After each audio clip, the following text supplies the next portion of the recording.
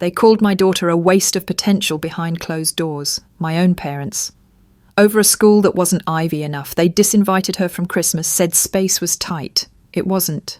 There were 18 seats, just not one for her. So I didn't scream. I didn't beg.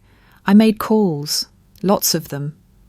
And on Christmas Eve, my phone rang again, my mother in a rage. What the hell did you say to them? But it was too late. The house was already full of people who chose kindness, of those who chose my daughter. And the silence that followed, it finally felt like peace. I had just ended the call when Maya walked through the door, cheeks flushed pink from the December cold, a proud grin lighting up her face. "Got the last bottle at the third store," she said, holding it up like a trophy. "Grandpa's second favourite. I tried 5 places for the usual, but no luck. I can check later, though." She was proud of it, genuinely proud. That mid-range red wine probably cost her more in gas than it did at the register, but she didn't care. To her, it wasn't about price. It was about tradition, about showing up with something meaningful, about being part of the family. I stood in the kitchen, hands pressed flat on the counter, still reeling from the call I had just ended. My mother's voice had started off sweet, fake sweet, the kind she used when she was about to drop something sharp. "We've invited so many guests this year," she'd said breezily. "It's going to be very tight." Then came the real blow. "We were wondering if maybe Maya could just sit this one out. Just this year," she added it quickly, like that would soften it. "You're still welcome, of course. It's not personal." But it was. And I knew it the second I heard my father's voice in the background, unfiltered, unapologetic. "Tell her. Losers don't get invited to Christmas." His voice was followed by the faint sound of laughter, then another voice, my nephew, the golden child. "Isn't she going to that backup med school? What's it called again? Mediocre state?" My mother tried to hush them, but the damage was done. She didn't stop them. She just whispered, "You can't say it like that." Which meant she knew it was cruel, but said nothing to stop it. I didn't respond with grace. I didn't offer a rebuttal. I just hit the red button and stood there, like I'd been unplugged from everything. My hands were still cold when Maya walked in, holding that bottle of wine like it was her ticket into belonging. She had no idea what had just happened. She set the wine on the counter with a flourish and shrugged off her coat. "You wouldn't believe how crowded the stores are. I think Christmas shopping is getting worse every year." She laughed to herself, then pulled a small box from her backpack, wrapped in red paper and tied with a slightly crooked gold ribbon. "And I wrapped Grandma's gift too. It's that tea she likes. Took forever to track it down, but I found it online." She was beaming, hopeful. Her hands moved with care as she adjusted the ribbon and smoothed out the paper.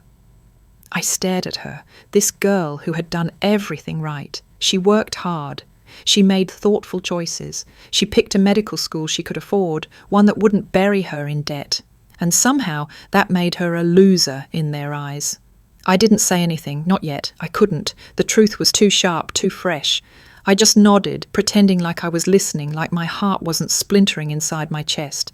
Maya kept chatting, excited about the holidays, about seeing everyone.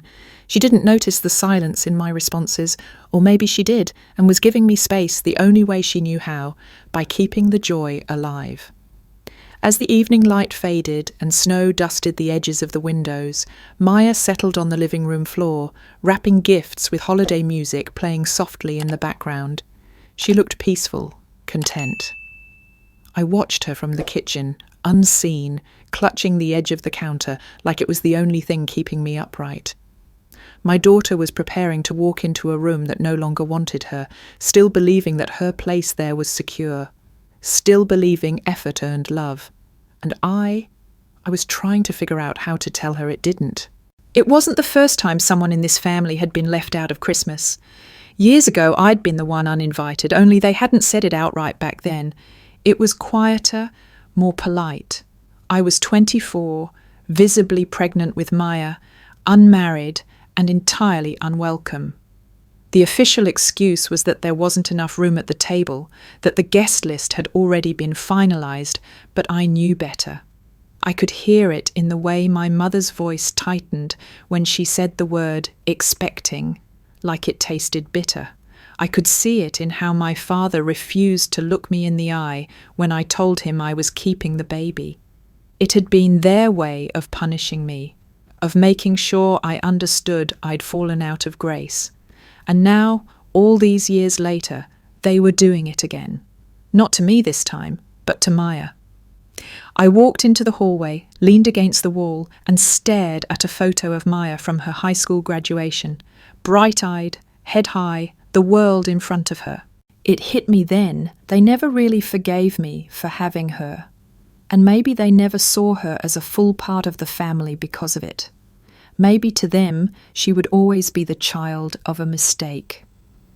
The thought made my stomach twist. Back in the living room, Maya was humming to herself, cutting pieces of wrapping paper with a precision I could never manage. Her presence filled the house with a kind of light that made it almost impossible to believe what I knew was true. How do you tell someone that their very existence has always been quietly resented? I didn't want to. I didn't want to be the one to take that sparkle out of her eyes. My phone buzzed, a text from my mother. Hope you understand. It's really just about logistics. Logistics. I turned off the screen and tossed it onto the counter. I thought about all the ways I could respond. A dignified silence, a carefully worded message, a full-blown confrontation. But each option came with the same cost: Maya's heartbreak. I pressed my hands to my face, trying to breathe. There was no good way through this. Then, like a film reel, memories started playing behind my eyes, one in particular, sharp as glass. It was months ago. Maya had just gotten her acceptance letters, several of them. One from a prestigious Ivy League university that my parents would have practically thrown a parade for.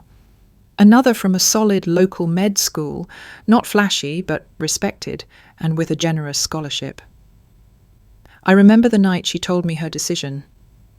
We were sitting on the porch, a soft breeze in the air, the kind of night where you feel like anything's possible.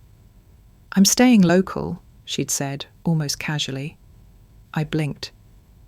"But the Ivy..." "I know, but I want to stay close to home. And they offered me a scholarship. I don't want loans. I saw what it did to you, Mum." That last part knocked the air out of me.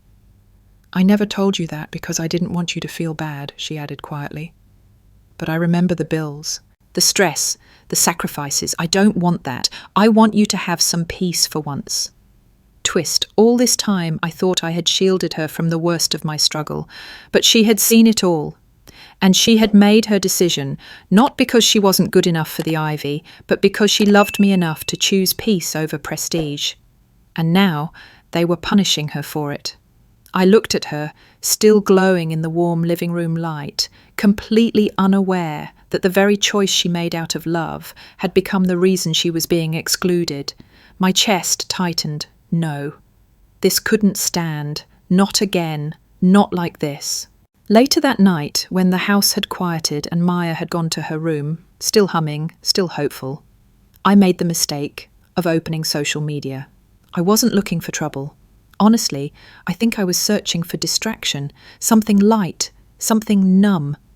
Instead, I found Zachary's latest post.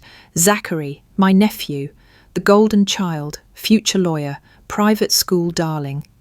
A face so familiar in family photo albums you'd think he was the main character. He had posted a meme, a cartoon image of a toy doctor set, the kind toddlers play with, captioned, "Graduates from Crestwell Med be like, I diagnose you with vibes." I froze. Underneath the post were dozens of laughing emojis, comments from his classmates, friends, even a few cousins chiming in. Do they even use real cadavers or just Google images? "I think my dentist went there," explains a lot. "I heard all you need to apply is a library card and a dream." But what really made my stomach drop was the tiny thumb icon underneath. My father had liked the post. He didn't just see it, he approved of it. My hands trembled slightly as I took the screenshot. I didn't know why I needed to save it, but I did. Some part of me needed proof, something tangible to confirm I wasn't overreacting. That this wasn't just in my head. This wasn't indifference, this wasn't silence.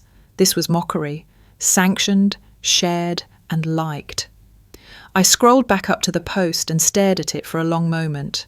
My mind played cruel tricks, overlaying Maya's face onto that cartoon, imagining her scrolling, seeing it, realizing what her own family thought of her. My stomach turned. She hadn't seen it yet. She was still in her room, probably finishing up her gift wrapping.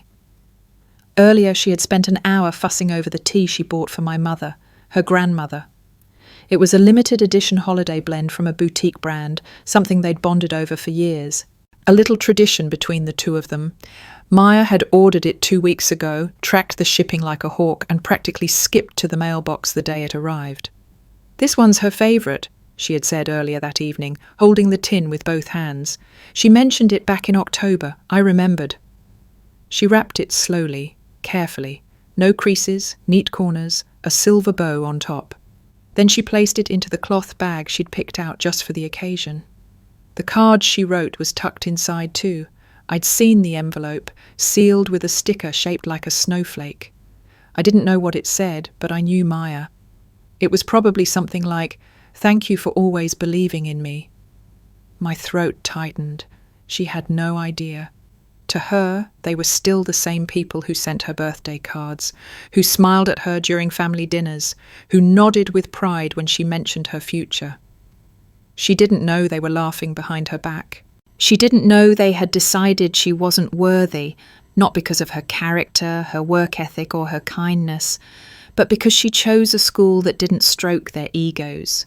I sat in the kitchen for a long time, staring at the glow of my phone screen, trying to make sense of the ache in my chest. There wasn't a word for it. Not quite betrayal, not quite grief, just a deep, hollow knowing. They hadn't just excluded her, they were laughing about it, and somehow that hurt even more. The next morning, while the kettle whistled on the stove and Maya slept in, I received a message from an old acquaintance. Sophie, a woman I hadn't spoken to in years, but who had once been a staple at family dinners. She was always kind to Maya, always remembered her birthday, and had a soft voice that never quite matched the sharpness of the company she kept. Her text was short. "I think you should see this." Attached was a screenshot of a group chat I recognised, my mother's inner circle. A mix of cousins, longtime friends, and academic colleagues who had somehow become family through sheer repetition. The message at the centre of the screenshot was from Zachary. "Is the loser coming this year? Don't want to sit through another Crestwell sob story." A few laughing emojis followed, a gif of a cartoon throwing up. Someone had responded with, "Hope not. Space is tight this year, right?" No one corrected them. No one defended her. My stomach twisted. It was all a joke to them. A running gag. And Maya was the punchline. I stared at the screen, trying to breathe. Sophie had included a final message. "I'm sorry, I didn't realise it had gotten this bad." I didn't laugh. "For the record, I just wanted you to know." It was the final crack, the moment when rage turned into resolve. I had been silent too long, protecting too many feelings that clearly never included mine or Maya's. She deserved the truth. She deserved to know what they thought, even if it shattered the illusion she'd so lovingly built. So I climbed the stairs, paused at her door, and knocked gently. "Come in," came her voice, soft and unaware. She was sitting cross-legged on her bed, wrapping a final gift, a book for her grandfather bookmarked with a ribbon. Her eyes lit up when she saw me, then dimmed slightly when she registered my face. I sat on the edge of the bed. No theatrics, no preamble. "I need to tell you something," I said. I told her everything. The call, the words, the meme, the group chat. My father's like, my nephew's smug mockery, the absence of outrage from people who should have known better, the fake excuses, the cruel truth. Maya didn't interrupt. She didn't flinch. She listened with the same poise she'd shown since she was little, eyes steady, hands folded in her lap. When I finished, I waited for something, anger, tears, reassurance. Instead, she stood up, walked to her door, and closed it gently behind me. No slam, no scream, just finality. I stood there for a moment, frozen. Somehow, her silence hurt more than anything she could have said. It was dignity laced with devastation. I walked back downstairs, heart hammering. Something in me shifted. I had spent so long walking the tightrope, balancing between keeping peace and protecting Maya. That rope was gone now. They didn't just exclude her, they ridiculed her. And now they didn't get to have her. Not her presence, not her effort, not her wine or her tea or her carefully written cards. I opened my laptop and found the email my mother had sent weeks ago. Christmas dinner, confirm allergies. 18 names listed in cheerful bullet points. I read each one carefully. Some were family, some were longtime friends, some had known me since I was Maya's age. I pulled out a notebook, wrote down all 18 names, and underlined them slowly, one by one. This time, the call wouldn't be to confirm allergies. This time I was going to ask them to choose. I started with the easiest name on the list, Margot. She was my godmother, though the title was mostly ceremonial. We hadn't been close in years, but I remembered how she used to braid Maya's hair when she was little, how she slipped extra cookies into napkins when no one was looking. I dialed her number with shaking hands, unsure of how this would go. "Hi, Margot," I said when she picked up. "I wanted to talk to you about Christmas dinner."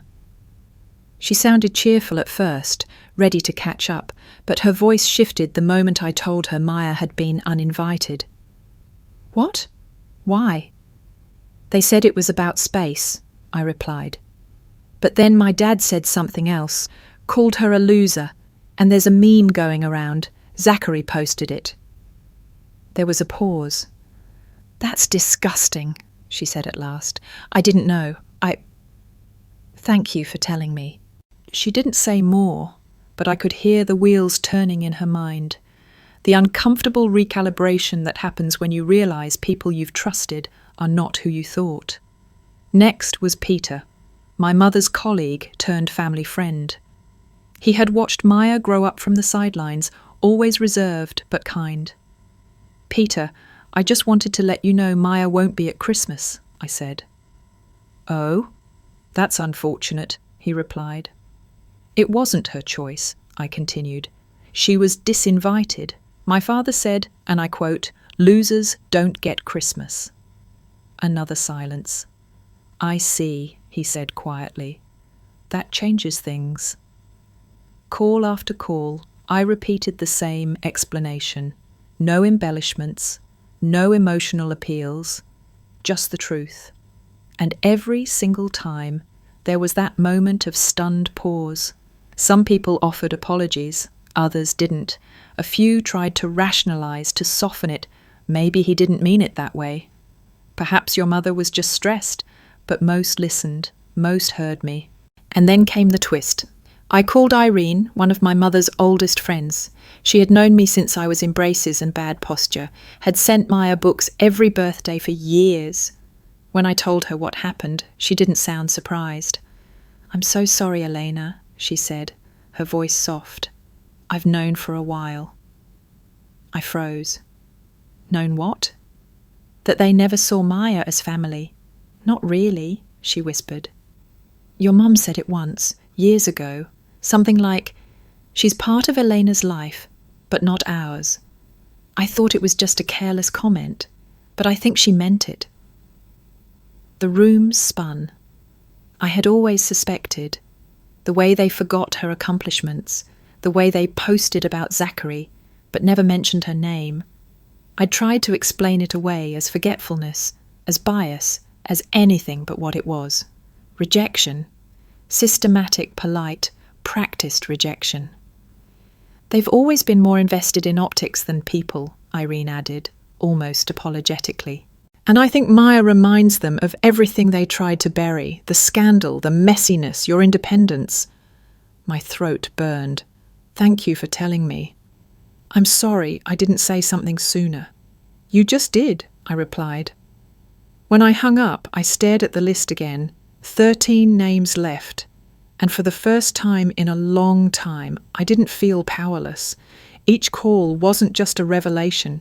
It was a step toward reclaiming something they'd taken from me without permission, my voice, my daughter's place, the truth. Over the next 2 days, our house buzzed with quiet purpose. I didn't tell Maya what I was doing, not directly, but she noticed. Of course she noticed. She saw the notepad on the counter, the list of names with little check marks beside some, question marks beside others. She noticed the way I excused myself to take calls in the pantry, how I spent more time with my laptop than usual, how my tone shifted, less clipped, more careful. But she didn't ask. She moved through the house like a ghost, polite and helpful. She folded napkins, prepped vegetables, organised the gift bags we'd usually bring to the family dinner. Her hands were busy, her mouth quiet, the space between us filled with everything we weren't saying. At one point, I caught her standing in the hallway, looking at the coat closet. Her fingers hovered over the scarf her grandmother had given her 2 years ago, then withdrew. She didn't put it on. We had always prepared for Christmas together, a tag team of efficiency and inside jokes. This year felt different, like we were standing back to back instead of side by side. And still, she said nothing. That night, Christmas Eve, I was putting the finishing touches on the tablescape, my own version of tradition, when my phone rang. My mother's name lit up the screen. I stared at it for a second, exhaled, and picked up. Elena, her voice was already tense. Hi. I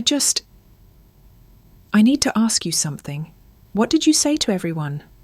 I paused. Excuse me? Don't play coy, she snapped. You know exactly what I mean. You've been calling people. We had 18 confirmed guests. Now it's down to 6. I waited. They're saying things that aren't true, she continued, that we uninvited Maya, that we called her names. That's not what happened. It's exactly what happened, I replied. You're twisting things. No, I said calmly. I'm just repeating them. There was silence on the other end, then a shaky breath. Elena, you're ruining Christmas. I closed my eyes. There are 18 seats at that table, I said, just not one for your granddaughter. She didn't respond immediately.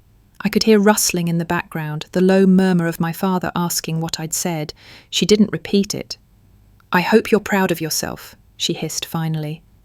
I didn't rise to it. I didn't do this. You did. You just never thought anyone would notice. Click. The call ended. No goodbye. Just the cold, clean snap of a slammed door in audio form. I stood there for a moment, phone still in hand, heart thudding not with fear or sadness, but with something steadier. Conviction. When I turned around, Maya was standing in the doorway. She must have heard my voice. Her eyes searched mine, questioning without asking. I nodded once. It's okay, I said. Everything's going to be okay. She didn't smile, but she didn't look away. We went back to our tasks. She folded the last batch of napkins. I arranged the wine bottles in neat lines on the buffet. The house smelled of cinnamon and roasted garlic. Outside, the snow had started again, soft and silent. By the time we were done, the table glowed with warmth, our own constellation of care. It wasn't the table I grew up with. It didn't have my mother's china or the heirloom silverware. But it had something else. It had intention. Tomorrow, the people sitting there would be the ones who chose to show up, not out of obligation, not for appearances, but because they believed Maya belonged. And maybe, finally, that would be enough. By 5 o'clock on Christmas Day, our house no longer felt like a battleground. It felt like a home. The doorbell rang twice within 5 minutes. First was Margot, carrying a tray of homemade rolls, and an apology baked into every fold. Then came Peter, holding a bottle of aged whiskey and wearing a look that said, I see it now. One by one, they arrived, some with casseroles, some with wine, some with hands trembling ever so slightly as they crossed the threshold, unsure of what they'd find. What they found was warmth. The scent of cinnamon and cloves drifted through the air. The fireplace glowed gently. Maya had set the table with mismatched plates. Ours, not the fancy ones we used to borrow from my mother. The centerpiece was a bundle of pine cones we'd collected last week, now dusted in silver spray paint. It wasn't curated, it wasn't impressive, but it was real. Maya stood beside me at the door, greeting each guest with the kind of grace I never knew an 18-year-old could possess. She smiled without force, accepted hugs without hesitation. It struck me then how powerful she looked, not in spite of everything, but because of it. These people hadn't come out of obligation. They had chosen her. By 6, the house was buzzing.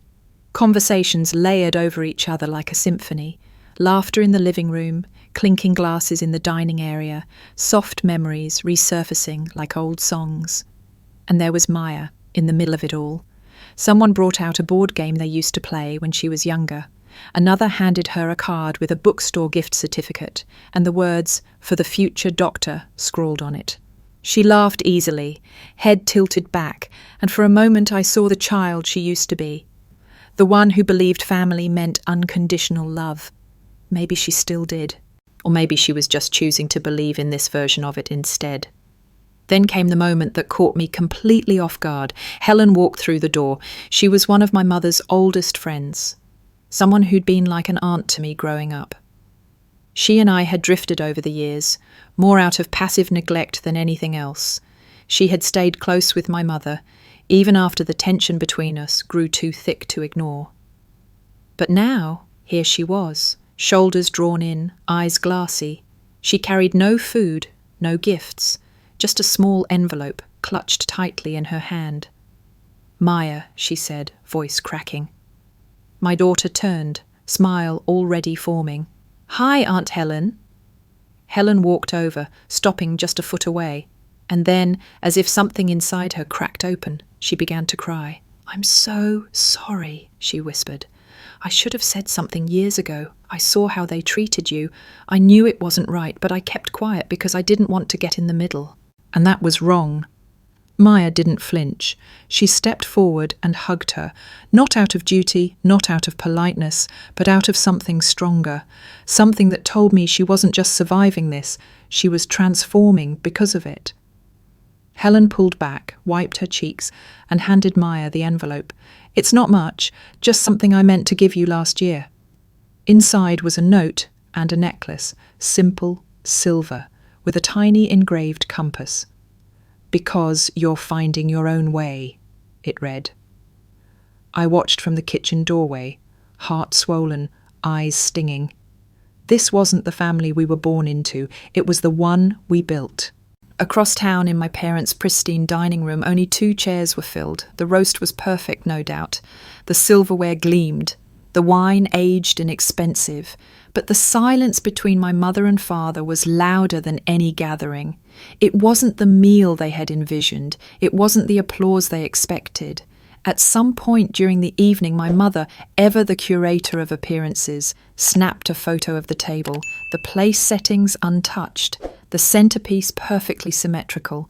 The caption she posted to the extended family group chat read, "Some people don't understand what it means to ruin Christmas. I hope they're proud of themselves." No names, no direct accusations.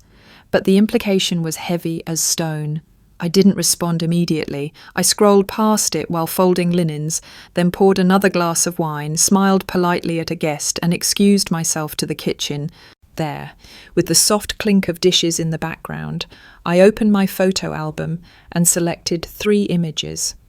The first, a screenshot of Zachary's meme, the one mocking Maya's school, the caption still glaring, "I diagnose you with vibes." My father's like lit up in plain view.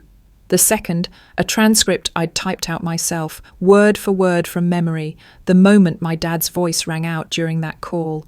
"Tell her, losers don't get invited to Christmas." The third, just a sentence, typed simply and coldly. "They chose." I posted all 3 to the same group chat. No further explanation, no arguments, no names needed. Just facts, their words, their actions, their consequences. I didn't check for reactions. I didn't watch for typing indicators. I closed the app and returned to my guests, to the warmth of the real Christmas happening under my roof. But later that night, after the last dish was washed and the last guest had left, I sat on the couch with a blanket draped over my legs, Maya upstairs winding down, and I felt my phone buzz. It was a direct message. From someone I hadn't expected, Andrew. He was one of my father's closest friends, a former colleague turned loyal confidant. He had always been polite to me, distant but never unkind. We'd never had more than a surface-level relationship. But now he had something to say. His message was short. I thought you should know. Frank was planning to exclude Maya since October. He brought it up at our conference dinner, said she wasn't appropriate for a public family event, wanted to make sure she wasn't representing the family.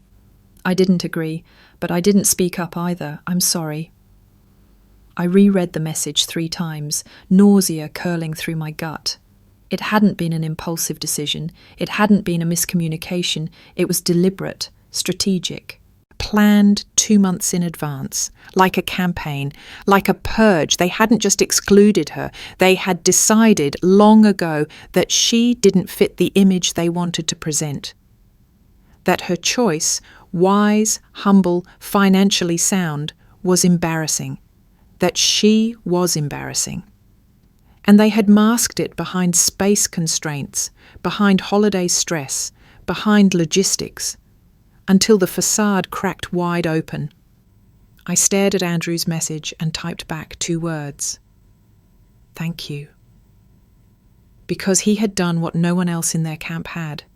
Acknowledged it, owned it. No spin, no defense. Just the truth. I could feel something in my chest begin to loosen. Not forgiveness, not yet, but clarity. I powered off my phone and went upstairs. Maya was already in bed, her room dim and peaceful. I knocked once before entering. She looked up from her book, the edges of a smile on her lips. You okay? I asked. She nodded. Yeah, it was a good night. And I crossed the room, brushed a strand of hair from her forehead, and sat beside her. They planned it, I said quietly. Dad didn't want you there, since October. She was quiet for a moment. Then she whispered, That's okay. I didn't want to be there either. It wasn't defiance. It was liberation. I kissed her on the temple, turned off the light, and closed the door behind me. And for the first time in a long, long time, I didn't feel the need to defend myself or her. They had made their choice, and we had made ours. 3 days after Christmas, on a cold, brittle afternoon, they knocked on my door. No call, no warning, just the knock, firm, familiar, like they had every right to be there. I was halfway down the stairs with a basket of laundry when I heard it. I paused at the landing, heart already quickening, the instinctive tightness in my chest flaring up before I even saw who it was. I opened the door slowly, arms full of unfolded towels. And there they were. My mother, perfectly composed in her winter coat, lips drawn in what was supposed to be a smile, but looked more like a wince. My father beside her, stiff and unspeaking, eyes darting past me into the house. We thought it was time to talk, she said. I didn't move. Talk about what? Her smile faltered, replaced by a fragile tone of practiced concern. Let's not make this worse than it already is. We just want to clear the air. Behind her, my father shifted his weight. You're ruining this family over nothing, he muttered. That word again. Nothing. We've always supported you, he added. I placed the laundry basket down, slowly and deliberately, and stepped outside onto the porch with them. The cold bit at my arms, but I didn't care. What I needed to say didn't require comfort. You excluded her from Christmas, I said, a holiday about family, and you laughed while doing it. My mother flinched. We didn't mean it like that. I don't care how you meant it, I said, voice steady. You meant it enough to say it, and you let everyone else laugh too. My father exhaled sharply, like he'd been holding back his real thoughts. It was a joke. She's too sensitive. You're too sensitive. I shook my head. No, you're just cruel, and now you're surprised the consequences feel uncomfortable. My mother's voice hardened. You've twisted everything, made us look like monsters. You didn't need my help for that, I replied. She glanced around the porch as if hoping the neighbours weren't listening. "This isn't how we raised you, to be vindictive." My hands were cold, but my heart was warmer than it had been in years. "You didn't raise me," I said. "You trained me. To perform, to obey, to please. And when I stepped out of line, you punished me. Now you're doing the same to Maya.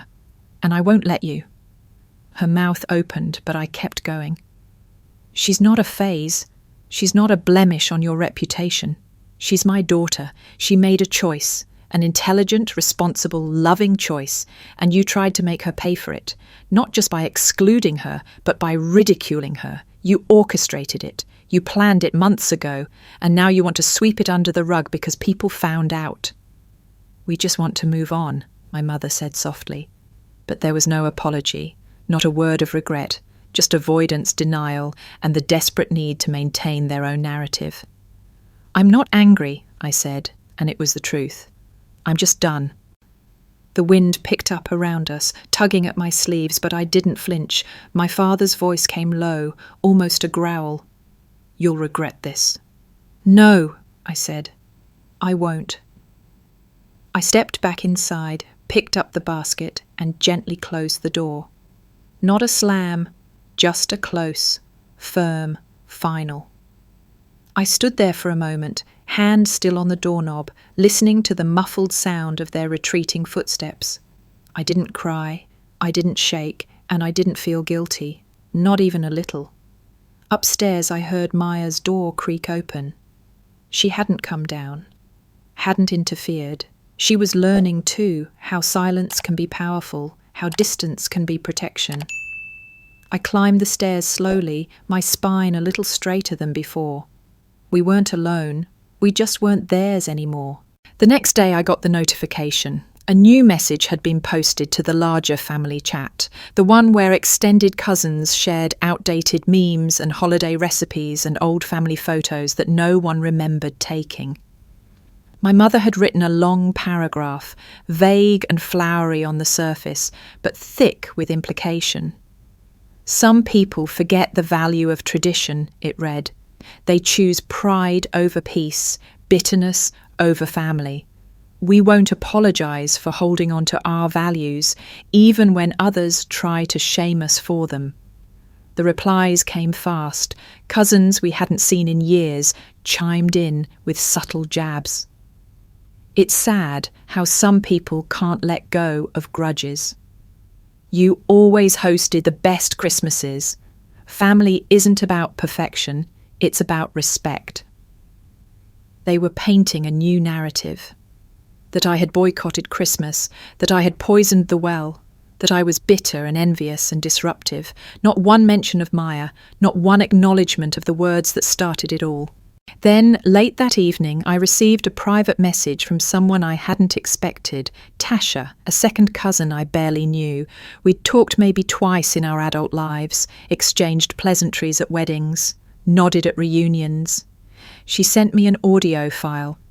"Thought you might want to hear what they're actually saying," she wrote. I hesitated for a moment before pressing play. It was a voice memo recorded from what sounded like a phone call. My mother's voice came through first, calm, clipped, rehearsed. "Elena always had a flair for dramatics," she said. "She's jealous, I think, that Zachary succeeded where Maya settled, and now she's using that to justify this whole spectacle." Another voice chimed in, my father. "She's bitter. Never got over the fact that we didn't shower Maya with the same praise. But you can't reward mediocrity." The third voice was someone else, one of the distant aunts. "Honestly, I don't blame them. It's embarrassing, the school she picked. People talk." The audio ended. I sat in silence. I wasn't shocked. I was hollow. They didn't just think less of Maya. They believed she deserved less. I didn't realise Maya had entered the kitchen until I heard her soft footsteps. She was holding a mug of tea, her eyes already on me, her expression guarded. "You okay?" she asked. I nodded slowly, locking my phone screen. She set her mug down and leaned against the counter, arms crossed. "Was that about me?" I didn't answer right away. She tilted her head. You don't have to protect me anymore. I'm not a kid. I met her gaze, and something in my chest cracked wide open. They're saying I'm jealous, I whispered, that I ruined Christmas because I couldn't accept that Zachary was more impressive. Maya blinked. They really believe that? I nodded. She was quiet for a beat. Then, for the first time, she asked the question I had dreaded from the beginning. Why do they hate me? It wasn't a tantrum. It wasn't even pain. It was confusion, as if she couldn't compute how kindness, hard work, and decency had turned her into an outsider in her own family. I walked over and wrapped my arms around her.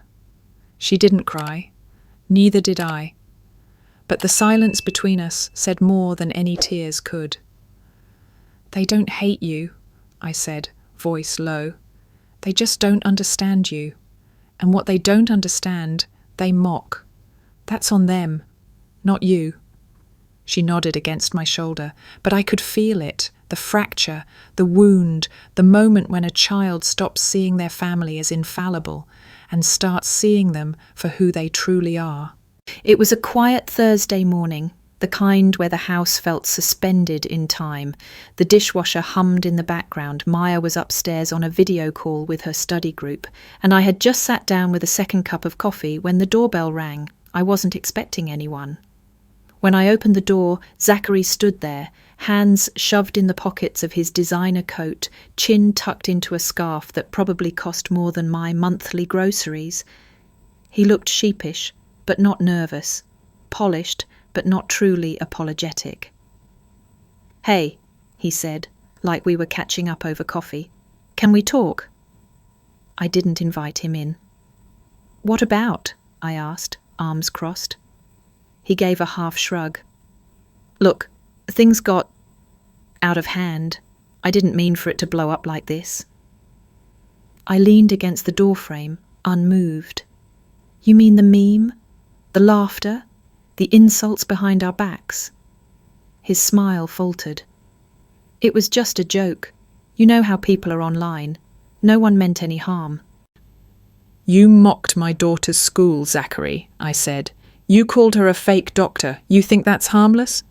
He shifted. I thought it was funny at the time. I didn't think anyone would take it seriously. You liked the comments, you fed the fire, and then you let your grandparents do the rest. There was a beat of silence. Then, in a tone meant to sound offhand but came out strained, he muttered, I didn't know cutting them off would affect my rent. I blinked. What? He backtracked quickly. I just meant things have gotten tense. I didn't know the fallout would be so bad. But I was no longer listening to the spin. My mind had locked onto that one sentence. I didn't know cutting them off would affect my rent. He wasn't here to apologize. He was here because the money had stopped. The monthly transfers I had been sending my parents, small at first, then gradually larger, meant to help with groceries, heating, retirement gaps. For years, I'd trimmed corners, skipped vacations, deferred repairs, all under the assumption I was being a good daughter, supporting aging parents. But the reality was clearer now. They hadn't needed the money for bills. They'd been funneling it to Zachary. I stared at him, the pieces rearranging themselves in real time. You mean to tell me, I said slowly, that the money I sent them every month, they were using it to help you? He looked uncomfortable but didn't deny it. I stepped outside, closing the door gently behind me. The cold hit harder than I expected, but the heat rising in my chest made up for it. So let me get this straight, I said. I supported them while they humiliated my daughter, and they used that support to prop up the very person mocking her. He swallowed. I didn't ask for it. But you spent it, I snapped. Didn't you? Silence. The entitlement in his posture faded just slightly, not enough to qualify as remorse, but enough to confirm everything I needed to know. I stepped back. You need to leave, Zachary. Now. He looked like he might protest, say something performative, but my expression must have told him it was futile. He turned and walked down the steps, scarf blowing in the wind behind him. I watched him go until he turned the corner and disappeared. Then I went back inside, closed the door, and locked it. Not out of fear, but out of finality. Some debts aren't financial, they're moral, and his had come due. What I hadn't noticed, in the fog of shock and rising anger, was the figure standing just inside the hallway. Maya. She must have come downstairs for a break between calls. She was barefoot, in pyjama pants and an old sweatshirt, hair messy and damp from a recent shower. But her face was still, frozen. She had heard. Zachary's words, my reaction, maybe not all the context, but enough to put the pieces together. I saw it in her eyes, the understanding landing like a stone. You didn't know cutting them off would affect my rent. That one sentence had done what years of politeness hadn't. It peeled everything back. Her shoulders didn't slump. She didn't cry. But the way she looked at Zachary, sharp and glassy, was something I hadn't seen before. Not sadness, not even betrayal. It was disappointment. He saw her then too, and his expression shifted, just for a second. That flicker of guilt that only shows up when someone realizes they've been caught not in an act, but in their nature. Maya, he said, like they were old friends instead of enemies cloaked in civility. She didn't answer. She turned around, walked back upstairs without a word, and closed her bedroom door. Quiet, precise, like punctuation. I turned back to Zachary, every inch of me humming with clarity. It wasn't rage, not the hot, uncontrolled kind. It was colder, more final. You need to go, I said again, low and absolute. Elena. No. I stepped forward, and this time my voice didn't rise, didn't break. You stood in my home and admitted that you benefited from money I worked hard to earn, that I gave out of love, and that while you spent it, you also spent your time degrading the person I love most. He opened his mouth. Don't, I said. Just don't. He stood there, weight shifting awkwardly, like he was still waiting for a softer ending. But I had nothing else to give. When the door closed behind him, it wasn't dramatic, just final. I leaned against it for a moment, listening to the silence settle. Then I walked straight to the kitchen, pulled out my phone, and opened the banking app. I navigated to the section labelled Recurring Transfers. There it was, the line item I'd ignored for years, monthly, reliable. A small but consistent outflow labelled Mom and Dad, Support. My thumb hovered over the screen for a breath, then I hit Cancel. A message popped up. Are you sure you want to stop this recurring transfer? I tapped Yes. It was done. There was no ceremony, no dramatic music, just a number disappearing and a weight lifting. The final string was cut. Because I had been carrying them for years, financially, emotionally, spiritually, I had rationalized it. They were my parents. They were aging. They needed help. But help had become a leash, and I wasn't wearing it anymore. Later, after I had washed a few dishes and reset the living room, I sat on the couch, letting the silence soak in. Maya came downstairs again, slowly this time. She sat beside me without speaking, curled her knees to her chest. After a while, she asked, You stopped the money? Yes, I said. She nodded, eyes on the flickering candle across the room. I didn't know, she said softly, that you were supporting them, that they were giving it to him. Neither did I replied. Silence again. Then she added, It makes sense, though. I turned to look at her. Everything always made sense for them, she said, just not for us. I reached over, took her hand, and gave it a squeeze. We don't owe them anything, I said. Not anymore. She rested her head on my shoulder, and that night, for the first time in years, I slept without waking up in the dark, wondering how much I still had left to give. A year later, the snow returned. It came in soft waves, covering the front yard in a blanket of white that glistened beneath the porch lights. Inside, our little house was quiet, peaceful.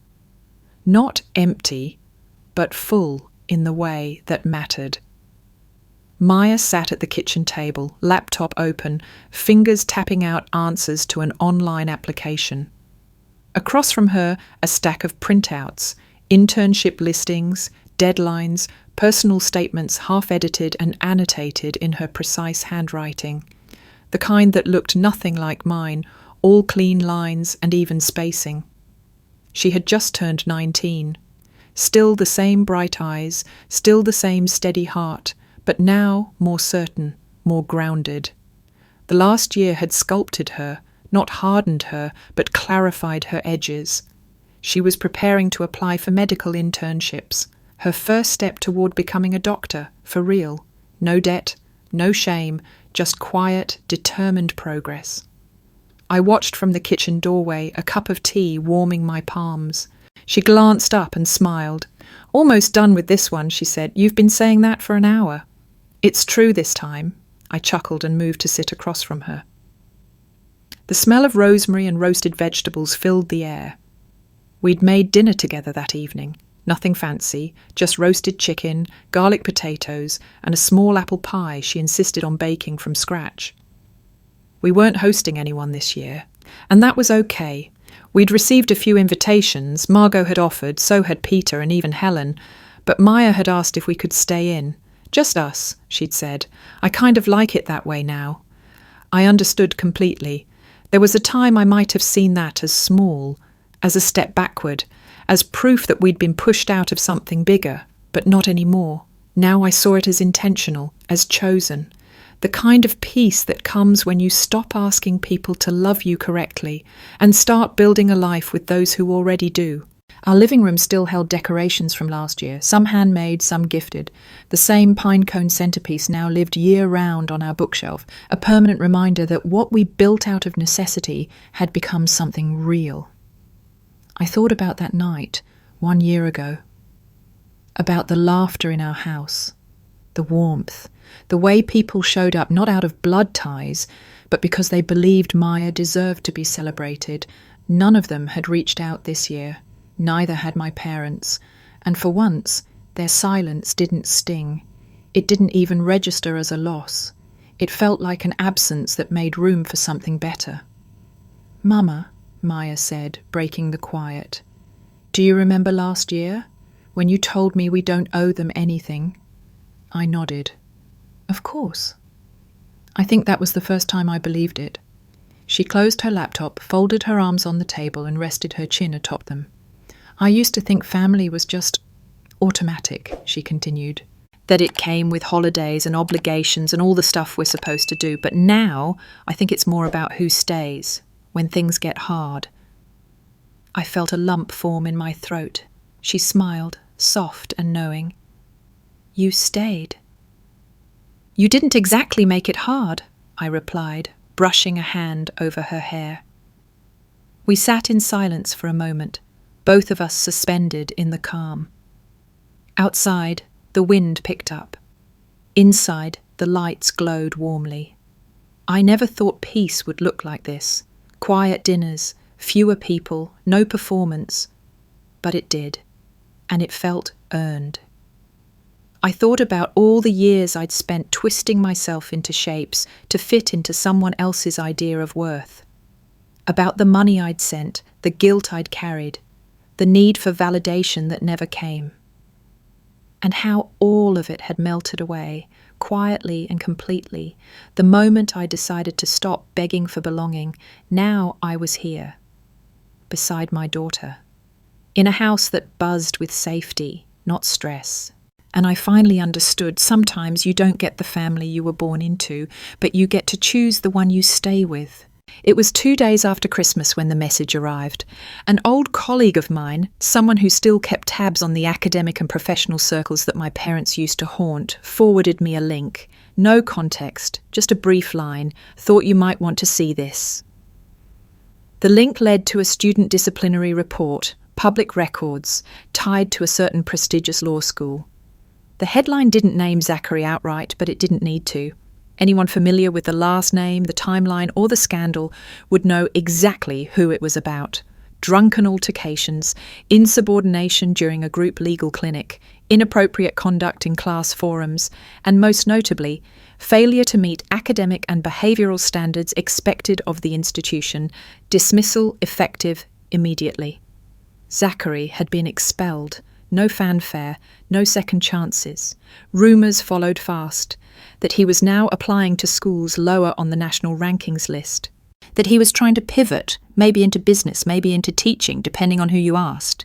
But the most ironic piece, one of the schools he'd applied to as a fallback, was Crestwell Medical's pre-law certificate program, a program that didn't even require test scores, one that accepted transfers mid-year, a program 3 rungs below the med school Maya currently attended. I blinked at the screen, unsure what I was supposed to feel. Satisfaction? Relief? Pity?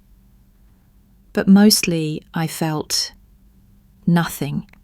I wasn't the same woman who'd craved fairness like a drug.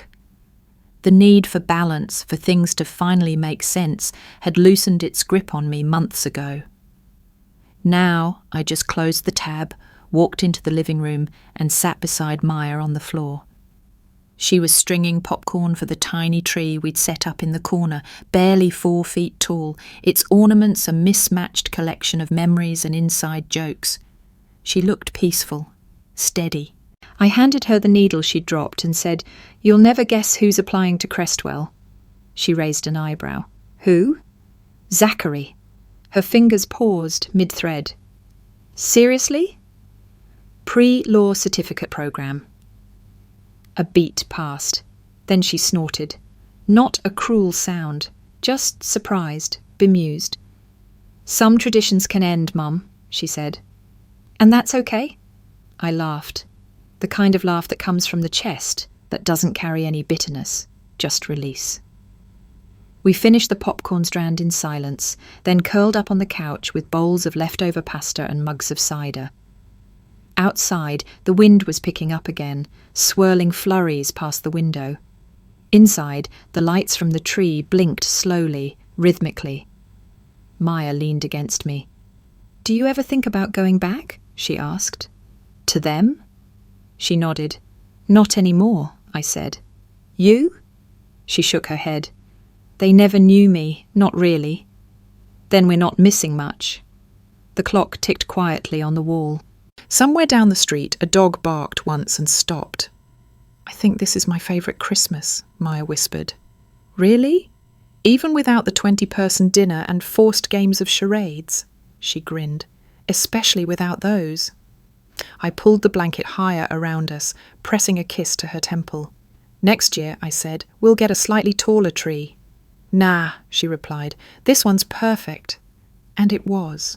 Because peace didn't come with matching plates or expensive wine or a room full of people smiling through clenched teeth. It came with one person who showed up every day, one person who stayed. And in the golden glow of that little living room beneath a crooked angel ornament and popcorn garland slightly too short, I finally understood what it meant to celebrate something worth keeping. We didn't need many, we just needed each other.